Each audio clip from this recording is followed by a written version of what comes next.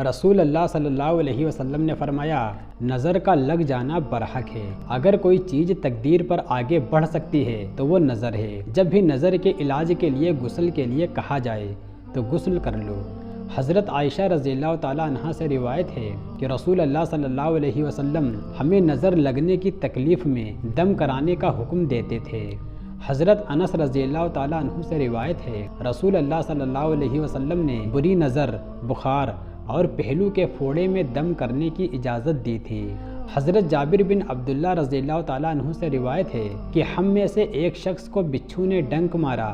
اس وقت ہم رسول اللہ صلی اللہ علیہ وسلم کے پاس بیٹھے ہوئے تھے۔ ایک شخص نے کہا اے اللہ کے رسول میں دم کروں؟ آپ نے فرمایا تم میں سے جو شخص اپنے بھائی کو فائدہ پہنچا سکتا ہو وہ اس کو ضرور فائدہ پہنچائے۔ رسول اللہ صلی اللہ علیہ وسلم نے فرمایا ہر بیماری کی دوا ہے، جب دوا بیماری کے موافق ہو جاتی ہے تو اللہ تعالیٰ کے حکم سے شفا ہو جاتی ہے۔ حضرت جابر رضی اللہ تعالیٰ عنہ سے روایت ہے رسول اللہ صلی اللہ علیہ وسلم کو فرماتے ہوئے سنا ہے کہ اگر تمہاری دواؤں میں سے کسی میں بھلائی ہو تو وہ پچنے لگوانے یعنی نشتر لگوا کر خراب خون اور پیپ نکلوانے اور شہد میں ہے۔ رسول اللہ صلی اللہ علیہ وسلم نے فرمایا بخار کی تیزی جہنم کے جوش سے ہے، اس کو پانی سے ٹھنڈا کرو۔ رسول اللہ صلی اللہ علیہ وسلم نے فرمایا طاعون ایک عذاب ہے جس کو اللہ تعالیٰ نے بنی اسرائیل پر بھیجا تھا، لہٰذا جس علاقے کے متعلق تم طاعون یعنی پلیگ پھیلنے کی خبر سنو تو وہاں مت جاؤ، اور اگر تمہارے علاقے میں طاعون آ جائے تو تم وہاں سے بھاگ کر نہ نکلو۔ رسول اللہ صلی اللہ علیہ وسلم نے فرمایا اللہ تعالیٰ کے نزدیک قیامت کے دن سب سے زیادہ قابل نفرت اور خبیث وہ شخص ہوگا جو شہنشاہ کہلاتا تھا، اللہ تعالیٰ کے سوا اور کوئی شہنشاہ نہیں۔ حضرت مغیرہ بن شعبہ رضی اللہ تعالیٰ عنہ سے روایت ہے کہ رسول اللہ صلی اللہ علیہ وسلم سے دجال کے بارے میں جتنے سوالات میں نے کیے اتنے کسی اور نے نہیں کیے۔ آپ نے فرمایا اے بیٹے تم کو اس سے کچھ نقصان نہیں ہوگا۔ میں نے کہا لوگ کہتے ہیں کہ اس کے ساتھ پانی کی نہریں اور روٹی کے پہاڑ ہوں گے۔ آپ نے فرمایا وہ اسی وجہ سے اللہ کے نزدیک ذلیل ہوگا۔ رسول اللہ صلی اللہ علیہ وسلم نے فرمایا اگر کوئی شخص تمہاری اجازت کے بغیر تمہارے گھر میں جھانکے اور تم اس کی آنکھیں پھوڑ دو تو تم پر کوئی گناہ نہیں ہے۔ حضرت جریر بن عبداللہ رضی اللہ تعالیٰ عنہ سے روایت ہے کہ میں نے رسول اللہ صلی اللہ علیہ وسلم سے اجنبی عورت پر اچانک نظر پڑ جانے کے متعلق سوال کیا تو آپ نے مجھے نظر ہٹانے کا حکم دیا۔ رسول اللہ صلی اللہ علیہ وسلم نے فرمایا سوار پیدل چلنے والا بیٹھنے والے کو سلام کرے اور کم لوگ زیادہ لوگوں کو سلام کریں۔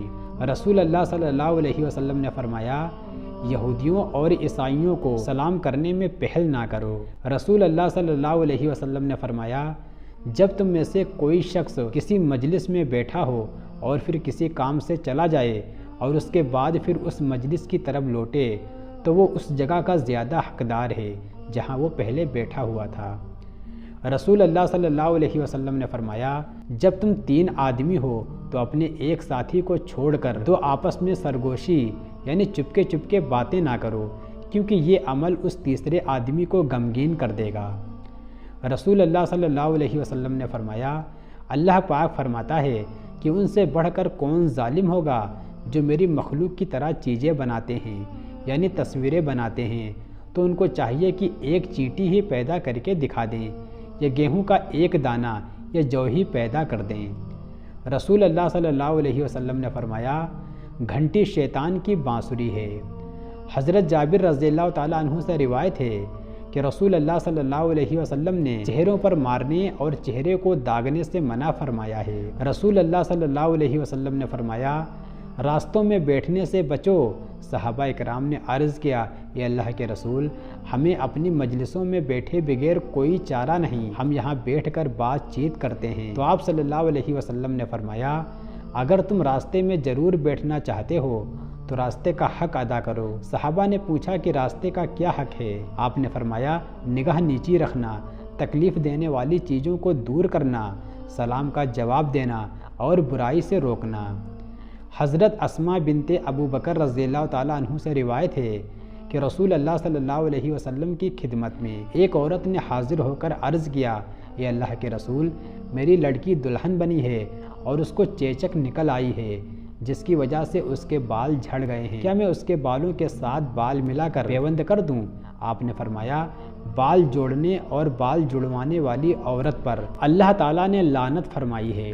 رسول اللہ صلی اللہ علیہ وسلم نے فرمایا تمہارے ناموں میں سے اللہ تعالیٰ کے نزدیک سب سے زیادہ پسندیدہ نام عبداللہ اور عبد الرحمن ہے۔ حضرت سمرہ رضی اللہ تعالیٰ عنہ سے روایت ہے رسول اللہ صلی اللہ علیہ وسلم نے ہمیں اپنے بچوں کے لیے 4 نام رکھنے سے منع فرمایا ہے۔ نمبر 1 افلاح، نمبر 2 ربح، یسار اور نافع۔